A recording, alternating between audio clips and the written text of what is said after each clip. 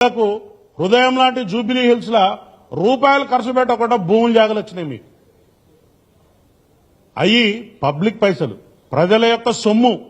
నువ్వు ఒక ఇండస్ట్రీని డెవలప్ చేస్తావని చెప్పి మీకోసం మా త్యాగాల మీద మేము ఇచ్చిన సొమ్ము అది తీసుకున్నారు. ఎంజాయ్ చేయండి, కట్టుకున్నారు, లీజ్ అయిన దాకా ఉండండి. కానీ మీరు అక్కడ ఎటువంటి దుర్మార్గాలు చేస్తున్నారు అంటే అడిగేటోడు లేడని, క్వశ్చన్ చేసేటోడు లేడని మీ ఇష్టం వచ్చినట్టు నాటకాలు చేసుకుంటూ పోతే సమాజం ఊరుకోదు. ముఖ్యంగా ఎవడో ఒకడికి కడుపు మండుతుంది, దానికి తీవ్రంగా మీరు భారీ మూల్యం చెల్లించవలసి ఉంటుంది. చట్టం, యాక్ట్, చట్టం తెలుసుకుని చట్టాన్ని గౌరవిస్తూ చట్ట పరిధిలో నువ్వు ఉంటేనే ఈ దేశంలో పౌరుడవుతావు. లేకపోతే ఈ రాజ్యంలో నీకు ఎటువంటి స్థానం ఉండదు. నాకు కొమ్ములున్నాయి, లేకపోతే నాకు అపరిమితమైనటువంటి పవర్స్ ఉన్నాయి, నాకు తుపాకులు ఉన్నాయి, కత్తులు ఉన్నాయి, కటార్లు ఉన్నాయి అంటే ఏం జరిగింది? మొన్న మీ సోదర సభ్యులకు ఇచ్చిన తుపాకులు వాపసు గుంజుకున్నారు. పబ్లిక్ అన్రెస్ట్ అయితే ఏమైంది? మీకు ఊర్లో వదిలిపెట్టి పారిపోవాల్సిన పరిస్థితి వచ్చింది. మీరు చక్కగా ఉన్నారు, మీరు కోర్టు తలుపు తట్టారు, మీరు కోర్టు యొక్క నిబంధనలను తూచా తప్పకుండా పాటిస్తూ మీరు చట్టబద్దమైనటువంటి జీవితాన్ని గడిపితే ఎవరికి అభ్యంతరం లేదు. పొద్దున్న లేచి టీవీ పెట్టంగానే వాడిని తిట్టాడు, వీడిని తిట్టాడు. ఏంటిదండి ఇది? What is this? We are in this society. నువ్వు ఏమనుకుంటున్నావు? నీ పైల్వాన్గిరి ఎవడి ముందు చూపిస్తున్నావు? నీ ఇంట్లో నీ కాంపౌండ్ లోపల చూపించాలి. ఎట్లా మీరు చట్ట పరిధిలో ఉన్నటువంటి అంశాల మీద స్పందిస్తారు? ఎట్లా మీరు ఇది కాదు అని చెప్తారు? మీ దగ్గర ఏమి ఏజెన్సీ ఉంది? ఈరోజు డెమోక్రసీకి దేవాలయం లాంటి మన అసెంబ్లీలో ఒక వ్యక్తి ఒక చిన్న కేసు గురించి 1 గంట ప్రజా ధనం వృధా అయిందనంటే మీరు ఈ రాష్ట్రాన్ని ఏ స్థాయిలో ఇబ్బంది పెడుతున్నారో అర్థం చేసుకోండి. అన్ని పనులు విడిచిపెట్టుకుని ఇట్లాంటిది ఒక కామన్ కేసు. అది నువ్వు చట్టపరంగా నువ్వు నిర్దోషి అయితే ముద్దాయి ఉన్నావు, నీకు ప్రొసీడింగ్స్ ఉంటాయి, దాని ప్రకారంగా నువ్వు వెళ్ళాలా, లా ప్రకారంగా నడుచుకోవాలి, తీపించుకోవాలి నీ మీద కేసు లేని ఉంటే. కానీ నువ్వు ఇట్లా పబ్లిక్లా రచ్చరచ్చ చేసి నేను డబ్బులు ఇస్తున్నా, ఎవడికి కావాలా నీ ముష్టి? ఎవడికి కావాలి నీ ముష్టి? నువ్వు 10 కోట్లు ఇచ్చి 50 కోట్లు ఇచ్చి 100 కోట్లు ఇచ్చినా పోయిన ప్రాణాన్ని తిరిగి తీసుకురాగలుగుతావా? మళ్ళా ఒక్కొక్కడు సన్నాయి నొక్కులు నొక్కుతా ఉన్నారు. పోలీసు వాళ్ళు మంచిగా ఉన్నంతసేపు మంచుకుంటారు. మాకు గాని కష్టం కలిగి మమ్మల్ని గాని తీవ్రమైనటువంటి మీ పదజాలంతో ఇబ్బంది పెట్టినంటే మాత్రం ఎక్కడెక్కడ ఏమేం కట్ చేయాలని అన్ని కట్ చేస్తాం. Be careful my dear friends. మీరు చట్టాన్ని ఉల్లంఘించడానికి ప్రయత్నం చేస్తేనే మీరు ముద్దాయిలైపోయినరు. దానికి చట్టపరమైనటువంటి శిక్షలకు మీరు అర్హులవుతారు. కాబట్టి నేను ఇంకొక విషయం కూడా చెప్తా ఉన్నా. మీరు ఇంటి నుంచి బయటకు వెళ్ళేటప్పుడు, బయట నుంచి ఇంటికి వచ్చేటప్పుడు ఒక రకరకాల కాన్వాయ్లు దర్పం ప్రదర్శిస్తూ ఉంటారు. ఆ దర్పం కూడా అవసరం లేదు. సైలెంట్ పోయి ఎవరు చాలా మంది ఉన్నారు. చిన్నప్పుడు మీరు ఏం సినిమాలు తీస్తున్నారండి? సమాజానికి ఉపయోగపడే సినిమాలు తీస్తున్నారా? భారతదేశ కీర్తి ప్రతిష్టలు ఇనుమడింపజేసే సినిమాలు తీస్తున్నారా? రైతు కుటుంబం సినిమా తీస్తున్నారా? లేకపోతే ఏమన్నా నర్తనశాల సినిమా తీస్తున్నారా? లేకపోతే మన సందేశాత్మకమైన సినిమాలు తీస్తున్నారా? సాగర సంగమం లాంటి ఏమన్నా? మీరు ఏం సినిమాలు తీస్తున్నారు? దొంగతనం ఎట్లా చేయాలి, లంగతనం ఎట్లా చేయాలి, ఎట్లా బారిపోవాలి? కనీసం మహిళలు అంటే మీకు గౌరవం కూడా లేదు. మహిళలు అంటే గౌరవం కూడా లేదు నీకు. ఇంతవరకు ఎవరు అడిగి ఉండడు ఈ ప్రశ్న. నువ్వు హీరోయిన్ పట్టుకుని ఏమంటావు? అరే 1000 రూపాయలు ఇస్తా, అది ముద్దు వేరే అడుగురా అంటావు. ఇదే నువ్వు నేర్పించేది? ఏం నేర్పిస్తున్నావు సమాజానికి? ఒకసారి సినిమా తీసేటప్పుడు మా బిడ్డలు గరీబోళ్ళు ఎందుకు తీసి నీ 3,000 5,000 రూపాయల టికెట్లు కొని ఎందుకు పోవాలి? దానికి ఒక హైప్ క్రియేట్ చేస్తున్నావు. దానికి ఒక థియేటర్ లేకుండా, ఇంకొక కొత్త సినిమా లేకుండా మీరు సినిమాలను పంచుకుని టైమ్లీ నెలకొకడు సినిమా పెట్టుకోవాలా. ఆ సినిమా తప్ప ఇంకొక సినిమా ఆడొద్దు. ఏముంది మీ దాదాగిరి? మీకు ఆ రైట్ ఉందా? ఒక ఉపాయం ప్రకారం నీ సినిమా తప్ప ఇంకొక సినిమా లేకుండా చేసి ప్రజలను ఆ సినిమానే ఖచ్చితంగా చూసేలా మీరు మలుపుతా ఉన్నారు. ఒక కెనాల్ వాటర్ పోతుంటే ఏ పంట పొలంలోకి మలపాలనో రైతుకు తెలిసిన లాగా మీరు దీన్ని పండించుకుంటున్నారు. సినిమా టాకీస్లా రేట్లు 100 రూపాయలు, 50 రూపాయలు, 20 రూపాయలు ఉంటుండే. ఆ రేట్లు 100 పక్కన 4 సున్నాలు, 25 పక్కన 2 సున్నాలు. ఏంటిదండి ఇది? What is this? నిన్నెవరు మేము బతిలాండేమా మా కోసం ఒక ఇట్లాంటి సినిమా తీసి పెట్టని? నేను ఇక్కడి నుంచి చెప్తున్నా, నువ్వేమన్నా పారంజి సినిమాలు చూపిస్తున్నావా బాబు? ఈ దేశాని కోసం ఏమన్నా చెప్తున్నావా? అట్లాంటి సినిమాలు చూస్తే ఏమన్నా జ్ఞానం వస్తుంది. జై భీమ్ లాంటి సినిమాలు చూస్తే రాజ్యాంగం గురించి తెలుస్తుంది. లేకపోతే చారిత్రాత్మకమైన సినిమాలు చూస్తే, కోడెనాగు లాంటి సినిమాలు చూస్తే కులాన్ని ఎట్లా విడగొట్టాలని తెలుస్తుంది. నిప్పు లాంటి మనిషి సినిమా చూస్తే ఒక పోలీస్ ఆఫీసర్ ఎంత గొప్పగా ఉద్యోగం చేయగలడో తెలుస్తుంది. ఒక మత సామరస్యం ఎట్లుండాలో తెలుస్తుంది.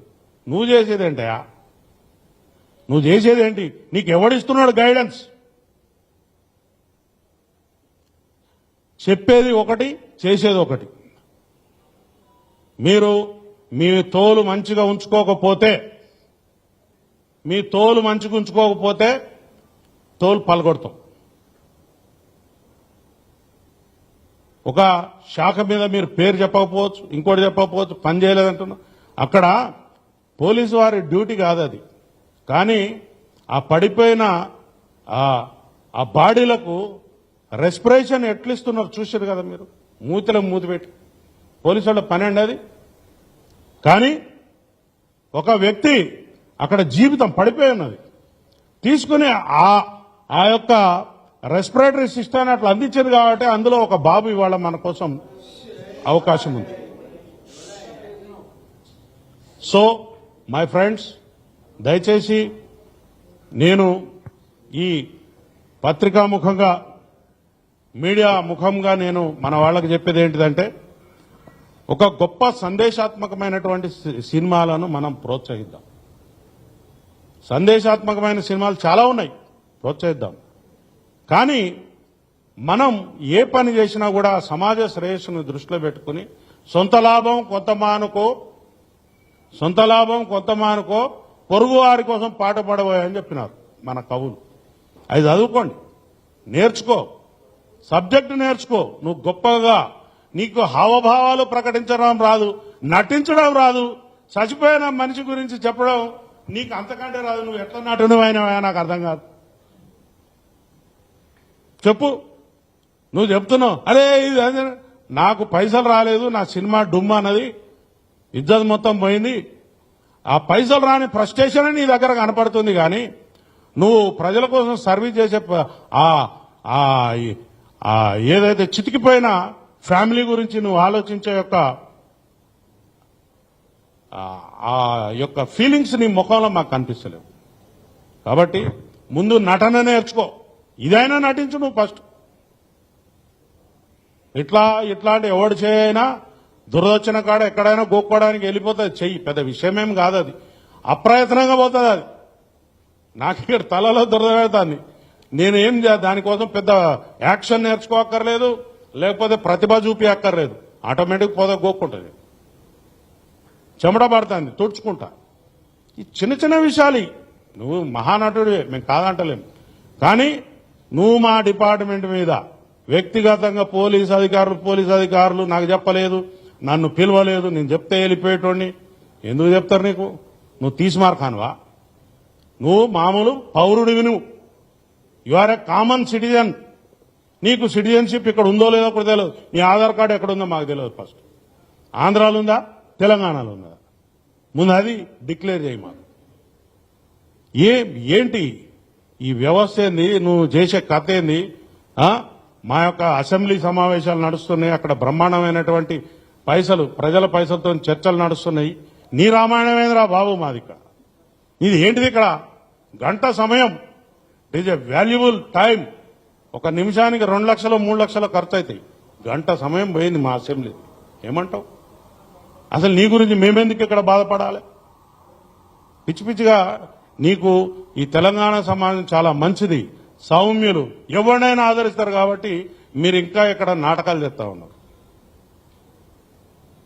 కాబట్టి నేను ఒక మంచి సందేశాన్ని, ఒక సున్నితంగా మిమ్మల్ని హెచ్చరించడం కోసమే నేను ఇక్కడ వచ్చిన. మా యొక్క కుటుంబాలు 1,30,000 మంది పోలీస్ ఆఫీసర్స్, వాళ్ళ ఫ్యామిలీస్ ఒక్కసారి అడ్డం తిరిగితే ఏం జరుగుతుందో మీకు తెలియదు. కాబట్టి నేను చెప్తున్నా, పోలీసు వారి మీద నోరు బారేసుకోవడం బంద్ చేయి. మా ఇన్వెస్టిగేషన్ సక్కలేదు, మేము సరైన సెక్షన్లు పెట్టలేదు. There is a platform. నువ్వు చక్కగా పో, చట్టం దగ్గర పో. వీళ్ళు సరి అయినటువంటి నా మీద అభియోగాలు పెట్టలేదు కాబట్టి దాన్ని రద్దు చేపించుకో.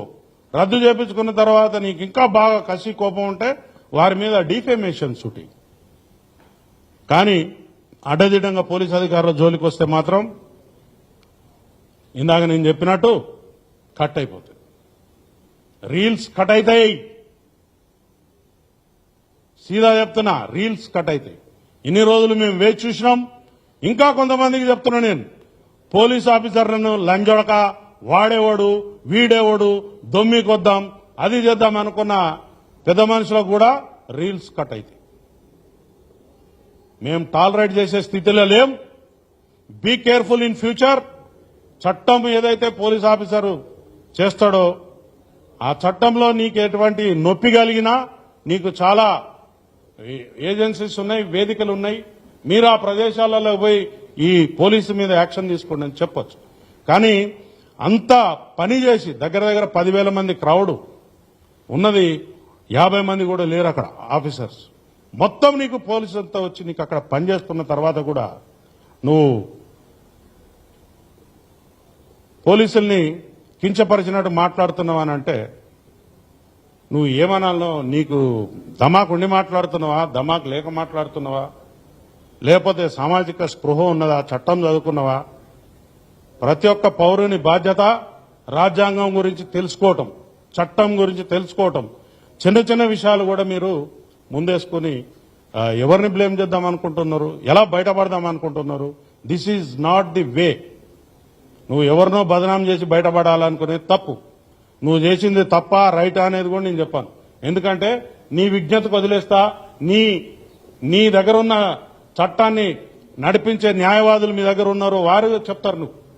అంతేగాని కోర్టు ఏం చెప్పింది? కోర్టు విషయాలు నేను మాట్లాడకూడదు, కానీ ఏం చెప్పింది? నీ కోర్టు కేసు తీసేసిందా? తీసేస్తే మరి మంచిగా హ్యాపీగా తిరుగు. తీసేసిందాక మాత్రం నువ్వు ముద్దాయివే కదా. ముద్దాయి ఏం చేయాలి? నీకు రెగ్యులర్ బెయిల్ కూడా కాదు, ఇంట్రీమ్ బెయిల్. నువ్వు దాన్ని చూసుకుని నాకు అంతా స్వేచ్ఛ వచ్చేసింది అనుకోవద్దు. You are under the clutches of law. చట్టాన్ని నువ్వు ఖచ్చితంగా పాటించవలసినదే. చట్టాన్ని పాటించకపోతే జైలు ఊసల వెనక ఉండాల్సిందే. అది చట్టం. మీరేమన్నా మాకు చుట్టమా? మీరేమన్నా మాకు శత్రువా? మీరేమన్నా మాకు లేకపోతే పాలోడా పగోడా? ఏమున్నది మీతో మాకు? కాబట్టి మీ అనుభవం, మీకు 22 సంవత్సరాల అనుభవం ఉంది, 30 ఏళ్ల అనుభవం ఉంది, మాకు అవసరం లేదు. కానీ మీరు చట్టాన్ని మాత్రం ఖచ్చితంగా గౌరవించాల్సిందే. మీది ఏం కేసు అండి? ఇట్లాంటి కేసులు ప్రతిరోజు 10ల సంఖ్యలో రిపోర్ట్ అవుతాయి. You are one of the accused. ఇట్లాంటి కేసులో నువ్వు ఒక నేరస్తునివి మాత్రమే. మరి చట్టం గురించి రకరకాల ఇలిస్ట్రేషన్స్ ఇస్తా ఉన్నారు మీరు. ఏదున్నా కూడా పేపర్ మీద ఏదైతే ఉన్నదో గదే. పేపర్ మీద లేని దాని గురించి మనం పట్టించుకోవాల్సిన అవసరం లేదు. నిన్న నువ్వు పదే పదే నాకు ఆ కుటుంబం మీద బాధ్యత ఉన్నది, ఇది ఉంది, అది ఉంది. పైసలు పెట్టి ఎంతమందిని కొంటావు నువ్వు ఉన్నదే లీజు జాగలో ఉన్నావు. నువ్వు ఉన్నదే లీజు జాగలో ఉన్నావు. జూబ్లీ హిల్స్ లో భూమి కొనాలంటే ఎంత అవుతుంది? రూపాయి 2 10,000 వస్తుందా? ఎవరో రాజకీయ నాయకుడు ఇక్కడ మీ ఇండస్ట్రీ డెవలప్ కావాలని చెప్పి మీకోసం ఒక సౌలత్ కల్పించారు. వాపును చూసి బలమని పొంగిపోదు. మీకు అంత వాపే అది. ఎప్పుడు పోతుందో ఆ గాడుపు పోతుంది. పబ్లిక్ తీసి పడేస్తారు. ఆల్రెడీ సగం తీసేసిండు, మిగిలింది కూడా పోతుంది. దయచేసి మా కుటుంబాల నుంచి ప్రతినిధిగా నేను మాట్లాడుతున్నా. పోలీసు వారిని కించపరిచేలాగా గాని, అవమానించేలాగా గాని, లేకపోతే బెదిరించేలాగా గాని ఎవరైనా ప్రవర్తన చేస్తే మాత్రం అది మీ బొంద మీరే దావుకున్నట్టు అవుతుంది. ఈసారి నుంచి ఉపేక్షించేది లేదు. చట్టపరంగా ముంగడిపోతాం, న్యాయపరంగా ముంగడిపోతాం. ప్రజలలో కూడా తీసుకుపోయి మీ బట్టలు కూడా తీపిస్తాం.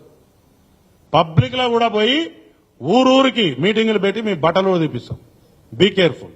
Thank you very much. Thank you.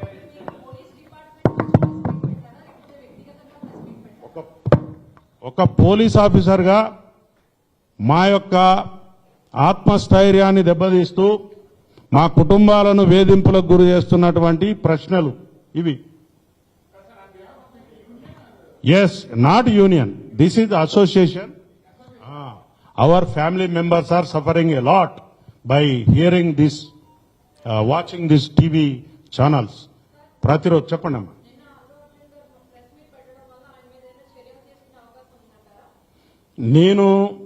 నేను ఒక ఫ్యామిలీ మెంబర్గా మాట్లాడుతున్నా. ఇప్పుడు ఆయన ఒక పోలీస్ ఆఫీసర్గా నేను మాట్లాడతలేను. మా ఫ్యామిలీస్ మా యొక్క ఆత్మస్థైర్యాన్ని దెబ్బతీస్తూ మా యొక్క కుటుంబాలను డిఫెన్స్ లో పెడుతున్నాడు ఈయన మాటలు. ఆయన తీసిన సినిమా ఏంటిదండి?